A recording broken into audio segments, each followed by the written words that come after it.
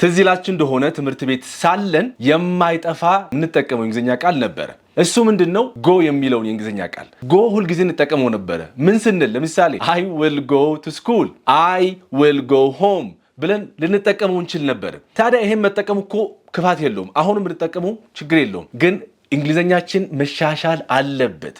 ልክ እንደ ኔቲቭ ስፒከርስ ወይም ደግሞ እንደ አፍ መፍቻቸው እንግሊዘኛ የሆኑ ሰዎች ፍሉዌንት የሆነ እንግሊዘኛ ማውራት ይጠበቅብናል አይደለ? ታዲያ መሻሻሉ የት ነው የሚታየው? በደንብ ስናወራ ወይም ደግሞ ቅልጥፍና በንግግራችን ላይ ሐሳባችን ሳንቸገር ስንገልጽ ነው ፍሉዌንት የምንሆነው አይደለ? ስለዚህ እቺ go የምትለዋን ቃል ልክ እንደ ኔቲቭ ስፒከርስ በተለያየ መልኩ ተጠቅመን ወይም ደግሞ ከካሎኬሽንስ ጋር ወይም ደግሞ ከፍሬዝስ ጋር ተጠቅመን ሐሳባችን እንዴት መግለጽ እንችላለን? በጣም ብዙ ሐሳቦች አሉ። ዛሬ ግን ከጎ ጋር የሚስማሙና እንግሊዘኛችሁ ወደ ሻል ያለ ደረጃ የሚወስዷችሁ collocations እና phrases ዛሬ የምንማር ይሆናል። Hello beautiful people. My name is Nabil and you gotta speak to reach.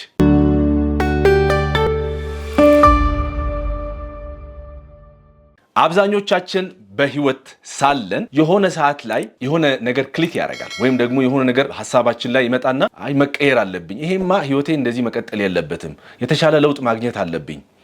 ይሄን ሐሳብ ይመጣላችሁ ባይ ዘ ወይ የራሳችሁን አይምራችሁ ከአይምራችሁ የመነጨ ሐሳብ ሊሆን ይችላል ወይም ደግሞ ስሜታችሁ ራሱ የሆነ ነገር አጋጥሟችሁ ሊሆን ይችላል። ከዛም ውጪ ደግሞ ምናልባት ሌላ የምታውቁት ሰው ጎረቤት፣ ጓደኛ፣ ዘመድ ሊሆን ይችላል ይመጣና አንተ እኮ መቀየር አለብህ፣ እንደዚህ መቀጠል የለብህም ወይም እንደዚህ መቀጠል የለብሽም ብሎ አንድ ሰው የሆነ ሐሳብ ጣል ያደርግልናል። ከዛ በኋላ ምን እናደርጋለን ማለት ነው? ሐሳባችን ወዴት ነው የሚሄደው? ወደ መቀየር። ስለዚህ እንደዚህ አይነት ሐሳብ ሲመጣ ምን እንወስናለን? We will say I'll go big or go home. I will go big or go home. ስለዚህ I will go big እና I will go home ምን ማለት ነው? አንድ ሐሳብ እንግዲህ ቀደም ብለን ያየነው ምን ነበረ? እንዳልኳችሁ ስራ በቃ ህይወታችንን መለወጥ አለብኝ ራሴን ብላችሁ አስባችሁ አይደለ? ታዲያ አንድን ነገር ለውጥ ለማግኘት ስንፈልግ ምን እናደርጋለን? We take bold steps.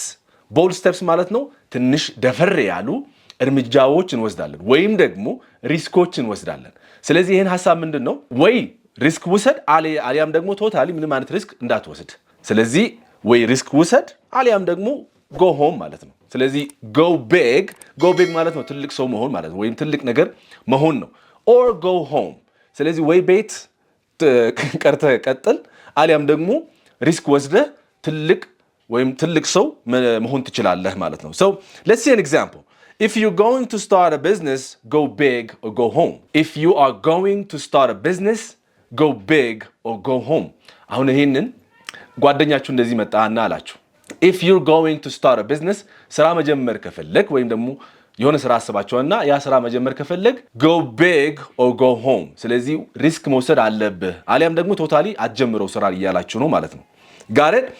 ሌላኛው ሐሳብ ከዚህ ጋር ማይጠፋ you go after your dreams አይደል እንዴ? ብዙ ሰውኛ የምናደርገው ምንድነው? ህልሞቻችን ለመፈጸም ወይም ደግሞ ህልሞቻችን ለመኖር የምናደርገው ነገር አለ። so we go after our dreams ወይም ደግሞ ህልሞቻችን እንከተላለን ማለት ነው። ይሄኛውም አንድ ካልኩሌሽን ነው። go after your dreams. So let's see an example. She's going after her dream of becoming a singer. She is going after her dream of becoming a singer. ስለዚህ አንድ ሰው አለ ያ ሰው ዘፋኝ ወይም ደግሞ አዝማሪ መሆን ይፈልጋል። So she's going after her dream ስንል go after something ስንል ማለት ነው። በአጠቃላይ እንዳልኳችሁ ድሪምን ወይም ደግሞ የግዴታ ድሪም ብቻ አይደለም ሌላ ቃል መጠቀም እንችላለን። እዚህ ጋር go after something ስንል አንድን ነገር መሻት ወይም ደግሞ አንድን ነገር ለማድረግ መሻት ማለት ነው። So this is the second collocation. እንግዲህ አንድ በህይወት ደግሞ ቀደም ብለን ያየነው ወሰንን ማለት ነው። በቃ እኔ ትልቅ ሰው መሆን አለብኝ መቀየር አለብኝ so I'm going to go big or go home ከዛ በኋላ I'm going after my dreams ስትሉ በቃ ህልሞችን ለማሳካት እጠራለሁ። ግን ደግሞ እንደዚህ ስታስቡ መቼም መሰናከል አይጠፋም አይደለ? ሁሉ ጊዜ ስሙዝሊ አይሄድም። ቢዝነስም ይሁን ህይወትም ይሁን ሁሉ ጊዜ ባላንስ የሆነ ላይፍ ነው የሚሆነው። መቼም ሁሉ ጊዜ መጥፎ ነገር አይገኝም፣ ሁሉ ጊዜ ደግሞ ደስታም አይገኝም። ስለዚህ we go through a rough patch. We go through a rough patch. ድጋሚ we go through a rough patch. So go through a rough patch ይሄኛውን ካልኩሌሽንም አስተውሱልኝ። go through ማለት በአንድ ነገር ውስጥ ማለፍ ነው አይደለ? go through something። ከዛን a rough ማለት ምንድን ነው? ከባድ ማለት ነው አይደለ? patch ያው ሐሳቡ እዚህ ጋር በአጠቃላይ እንደ ካልኩሌሽን ከባድ ኤክስፒሪየንስ ወይም ደግሞ ከባድ ፒሪየድ አሊያም የሆነ ጊዜ ከበድ ያለ ጊዜ ሊያጋጥመን ይችላል። ያን ነገር ህልማችን ለማሳካት የምናደርገው ነገር ምን ያጋጥማል ማለት ነው? we are going to go through a rough patch ከባድ የሆነ ጊዜ ማሳለፍ ማለት ነው። So let's see an example. After losing his job, he went through a rough patch financially. Again, after losing his job, he went through a rough patch financially. So ይሄ ሰውዬ ስራ ካጣ በኋላ ምን አደረገ? He went through a rough patch financially. ስለዚህ የገንዘብ ችግር ወይም ደግሞ በዛች ጊዜ ውስጥ የገንዘብ ችግር ከባድ ጊዜ ውስጥ ገባ ማለት ነው። ከባድ ኤክስፒሪየንስ ውስጥ ገባ። ይሄን ብቻ አይደለም ባይ ዘ ወይ አንድ ነገር ለመለወጥ ወይም ደግሞ ህይወታችን ለመለወጥ አዲስ ነገር ልንጀምር ስንፈልግ በቃ I'm going to change myself ብለናል። ከዛ በኋላ I'm going to go big or I'm going home ስንል ሊሆን ይችላል። በቃ ውሳኔ ወሰንን ማለት so I'm going after my dreams ህልሞችን ተከትዬ እሄዳለሁ። ከዛን ይመጣና እንዳልኳችሁ you will go through a rough patch አይደለ? You're going to go through a rough patch። ይሄንን ደግሞ ስታደርጉ አንዳንድ ጊዜም ደግሞ ሰርታችሁ ጀምራችሁ ከዛ በኋላ you might go broke ደግሞ ማለት ነው እዚህ ጋር ይሄ ካልኩሌሽን ኪሳራ ውስጥ መግባት ወይም ደግሞ መክሰር ያላችሁን ሁሉ ነገር ማጣት ማለት ነው። we go broke በተለይ ቢዝነስ ላይ የምንጠቀመው we go broke ወይም ደግሞ he went broke ስንል ከሰረ ማለት ነው። he went broke ማለት ከሰረ በአጠቃላይ ያለውን የጀመረውን ነገር ከሰረ ማለት ነው። so lose all of your money። ለዚህ ነው ብዙ ጊዜ ምን ይባላል ባንክራፕሲ የሚባለው ነገር አለ አይደለ? ሰው ውጭ ሀገራት ባንክራፕሲ ይባላል። ግን ብዙ ጊዜ he went broke ሲባል አንድ ሰው ቶታሊ ገንዘቡን አጣ ማለት ነው። let's see some example here. he went broke after investing in a failing company. ድጋሚ he went broke after investing in a failing company. so ይሄ ሰውዬ ኢንቨስት አደረገ የት?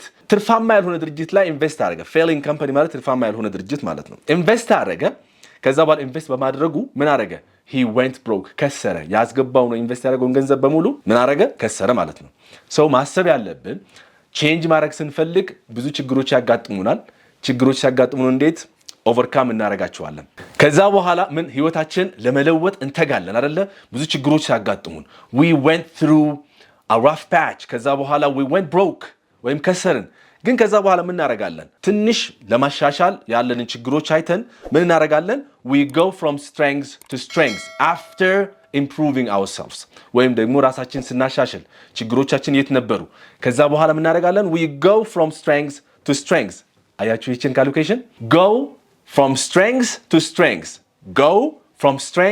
strength ምን ማለት ነው?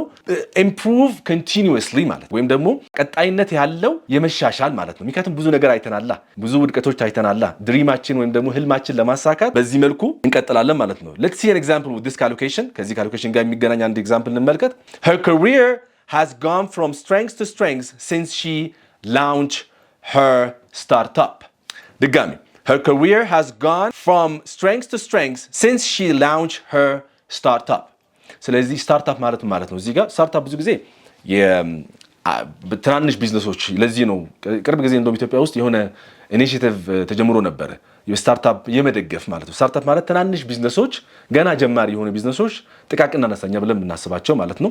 እነሱን ስታርታፕ ይባላሉ። ስለዚህ እሷን ስታርታፕ ለመጀመር ወይም ደግሞ አዲስ ጀማሪ ስላልጀምር ላውንች ካረገች በኋላ ካስተዋወቀች በኋላ ወደ ገበያ ማለት ነው she has gone from strength to strength። ስለዚህ እየተሻሻለች በቃ improving herself ማለት ነው። ሰው እኛም እንደዚህ አይነት ነገር ምን ያደርገናል ማለት ነው? ያጋጥመናል። ስራ ላይ ስንሰራ ወይም ህይወታችን ለመለወጥ ስንፈልግ ቀደም ብለን ያየናቸው ችግሮች ሊያጋጥሙን ይችላሉ። ከዛ በኋላ ምን ይመጣል ማለት ነው? so we are going from strength to strength ከዛ በኋላ ይመጣል ማለት ነው። ለምን? ብዙ ነገር ተመረናላ። and ምን ማድረግ ይጀመራል ማለት ነው? አሁን በተለይ ደግሞ ዘመኑ ምን ያህላል? ዘመኑ ሶሻል ሚዲያ ዘመን ነው። በተለይ ስታርታፕ ላይ የምትሰሩ ሰዎች ካላችሁ ሶሻል ሚዲያን በደንብ መጠቀም ትችላላችሁ። በጣም ብዙ ነገር መለወጥ ይችላል። በጣም ብዙ ነገር ኦፖርቹኒቲው እዛው ሶሻል ሚዲያ ውስጥ አለ። ሰው ከዛ በኋላ ምን እናደርጋለን ማለት ነው? ሶሻል ሚዲያ ላይ ወይም ደግሞ የጀመርነው ቢዝነስ እየተሻሻለ ነው አይደለ? ስለዚህ ቢዝነሳችን ደግሞ የበለጠ ፐብሊክ ላይ እንዲታይ ወይም ደግሞ እንዲታወቅ ምን እናደርጋለን? we post some videos ወይም ደግሞ pictures ሊሆን ይችላል ምን ላይ ሶሻል ሚዲያ ላይ ከዛን we go viral we go what we go viral ስለዚህ go viral ማለት ነው በደንብ መታየት ማለት ነው የት ፐብሊክ ላይ በተለያዩ የሶሻል ሚዲያ ፕላትፎርሞች ላይ ወይም ደግሞ መድረኮች ላይ የቫይራል ማለት አንድ ሰው ቫይራል ሲወጣ ማለት ነው በጣም መታየት ይጀምራል ማለት ነው so gain attention online ማለት ነው let's see an example with this collocation with go viral ማለት ነው the video went viral and reached 1 million views in a day the video went viral and reached 1 million views in a day አንድ ቪዲዮ አለ ፖስት አደረጋችሁትና that video went viral and reached 1 million views in a day በአንድ ቀን ውስጥ 1 ሚሊዮን ቪው ተገኘ ማለት ነው that's great አይደል እንዴ go viral ማለት እሱ ላይ ነው በደንብ ቪዲዮ ሲታይ you went viral የጎ ሐላፊ ቃል ሁሉ ጊዜ went ነው ስለዚህ አሁን ለዚህ ነው went ብለን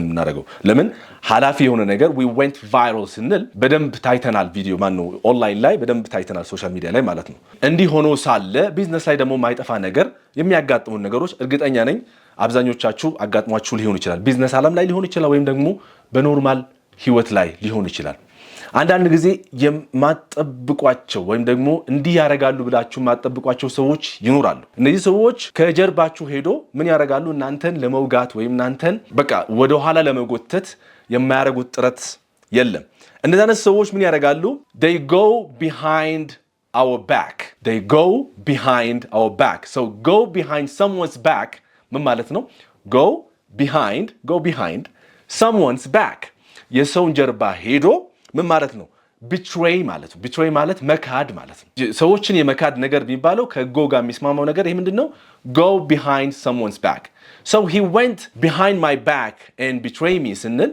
ከጀርባ ሄዶ ምን አደረገኝ ከዳኝ ያለ ነው ማለት ነው so ይሄ ካልኩሌሽን እስኪ በምሳሌ እንመልከተው I trusted him but he went behind my back and spread lies I trusted him but he went behind my back and spread lies እሱን አምኜው I trusted him ስለዚህ አምኜው ነበረ but he went behind my back ከጀርባዬ ሄዶ ግን ማድረግ ጀመረ ውሸት ስለኔ ውሸት መናገር ጀመረ የእውነት ያልሆነ ነገሮችን ሄዶ መናገር ጀመረ ማለት ነው እንደዚህ ሲያጋጥሙን ደግሞ ብዙ ጊዜ በህይወት ውስጥ ደግሞ ያው እንደነ ሰዎች አይጠፉም ብያቸዋለሁ ሲኖሩ ደግሞ ምን ያደርጋሉ ማለት ነው እኛንም ኢሞሽናሊ ወይም ደግሞ ስሜታችንን እንዲጎዳና ስራችንን ምን እንደማድረግ በቃ ኩዊት ለማድረግ ወይም ደግሞ ለማቆም የሚገፋፉን ሰዎች አሉ እነዚህ ሰዎች ያው መቼም ይኖራሉ ግን ምን ማድረግ ጀምነ ደግሞ እኛ ይሄን ነገር አይ ከዚህ በኋላ አላቆምም ግን I will go through hell እቺን ካልኩሌሽን ያዙልኝ